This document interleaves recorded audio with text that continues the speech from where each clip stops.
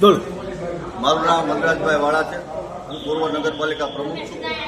Ward number 2 ના એક જાગૃત નાગરિક તરીકે આજે મારા વોર્ડના 2 સદસ્યોની સાથે અને મારા મતદારોની સાથે નગરપાલિકામાં અમે રજૂઆત કરવા આવ્યા છીએ.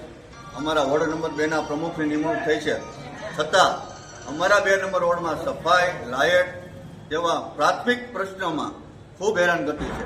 સ્ટાફ દ્વારા કોઈ જાતનો અમને જવાબ દેવામાં આવતા નથી અને ઘણા સમયથી અમારો પ્રશ્ન હતો કે નવા બોડી બનશે એટલે અમને પાછો ફાયદો થશે, પણ એ માયલું ચોક્કસ કોઈ વસ્તુ થયું નથી.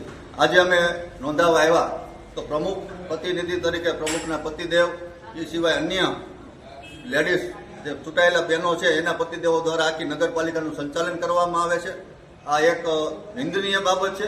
જે ચૂંટાણા છે તે જ લોકો પાલિકા ચલાવે એવી અમારી માંગણી છે, એવી મતદારોની માંગણી છે. અને અમારા 2 નંબર વોર્ડમાં ખૂબ અન્યાય થાય છે. છેલ્લા 15 દિવસ અમારે એકને એક રજૂઆત છે, સફાઈની, ગટરની, ભૂગર્ભ ગટરના ઢાંકણાની. તો કોઈ પણ જાતનો હજી અમને કોઈ જવાબ દેવામાં આવતો નથી. એટલા માટે અમે આજ રૂબરૂ નગરપાલિકાએ બધા મતદારો સાથે આવ્યા છે અને સાથે અમારા ચૂંટાયેલા 2 સભ્યોને પણ અમે લાવ્યા છે. એક મતદાર નાગરિક તરીકે બાબરાના આવી રીતે અમારી યારે અન્યાય થશે એના માટેનો જવાબદાર કોણ? આ પાલિકામાં નથી કોઈ જાતની જવાબદારી કોઈ સ્ટાફ સંભાળતું નથી, ચીફ ઓફિસર સંભાળતું નથી, કોઈ પ્રમુખ પ્રતિનિધિ સંભાળતું. એના માટે અમે આજ કહેવા આવ્યા.